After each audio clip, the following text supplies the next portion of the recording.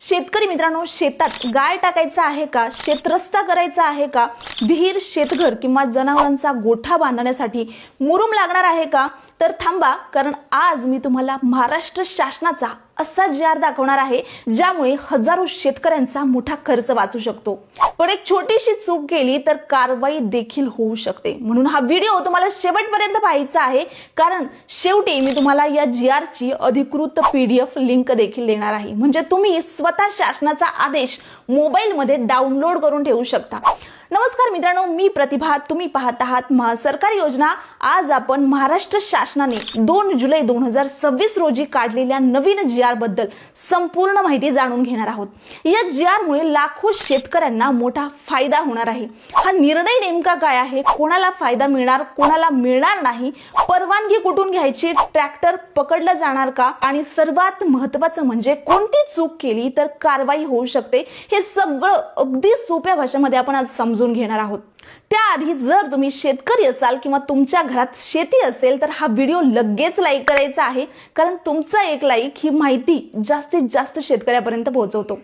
आणि अजून आपल्या चॅनलला सबस्क्राईब केलेलं नसेल तर आत्ताच करून ठेवायचं आहे. आता कोणत्या कामासाठी माती, मुरुम आणि गाळ वापरता येईल? जर तुम्हाला तुमची शेती सुधारायची असेल, शेतात माती भरायची असेल, शेतात जाणारा रस्ता दुरुस्त करायचा असेल, पावसाळ्यात पडलेले खड्डे भरायचे असतील, विहीर बांधायची असेल, शेतघर बांधायचं असेल, जनावरांचा गोठा बांधायचा असेल, तर या सर्व कामांसाठी हा जी.आर. लागू होतो.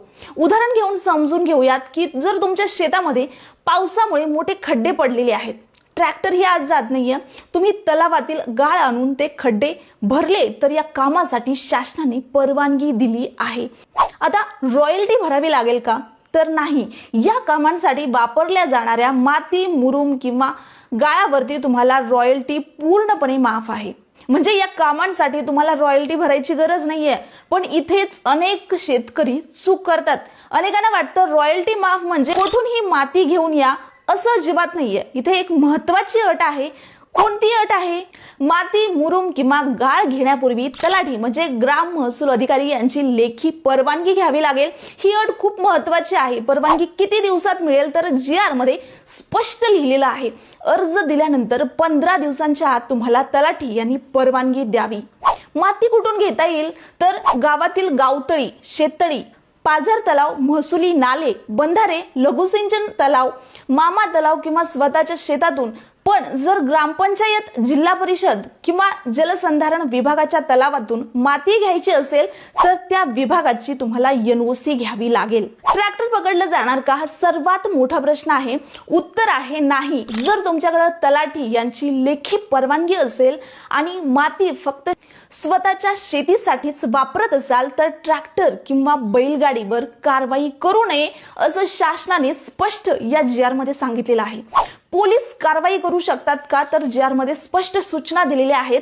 शेतकरी परवानगी घेऊन माती, मुरुम किंवा गाळ नेत असेल तर पोलीस किंवा महसूल विभागानं कोणतीही कारवाई करू नये.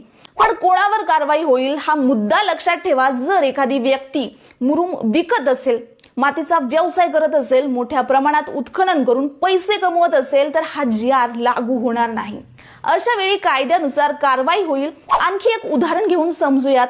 तुम्ही शेतावर गोठा बांधत आहात, मुरुम लागतो, तुम्ही तलाठी यांची परवानगी घेतली, मुरुम आणला, गोठा बांधला, यामध्ये काहीही अडचण येणार नाही. शेवटी सर्वात महत्वाचं मित्रांनो, रॉयल्टी माफ आहे, दंड नाही, पण परवानगी घेणं बंधनकारक आहे. ही एक गोष्ट विसरू नका. मित्रांनो, तुमच्या गावात हा निर्णय लागू झालेला आहे का? तुमच्या गावात तलावातून गाळ काढला जातो का? किंवा अजूनही शेतकऱ्यांना अडचणी येत आहेत का? कमेंटमध्ये तुमच्या गावाचं नाव नक्की लिहून सांगा. हा व्हिडिओ प्रत्येक शेतकरी मित्रांपर्यंत पोहोचला पाहिजे. त्यासाठी हा व्हिडिओ लगेच शेअर करा. आणि याचा जी.आर. हवा असेल तर बायोमध्ये व्हॉट्सअप चॅनलची लिंक दिलेली आहे. लगेच जॉईन करायची आहे. संपूर्ण माहिती आणि जी.आर. देखील डाउनलोड करायचा आहे. व्हिडिओ आवडला असेल तरच लाईक करायचा आहे आणि अशाच अपडेटसाठी जाताना आपल्या चॅनलला सबस्क्राईब करून सपोर्ट करायचा आहे. धन्यवाद.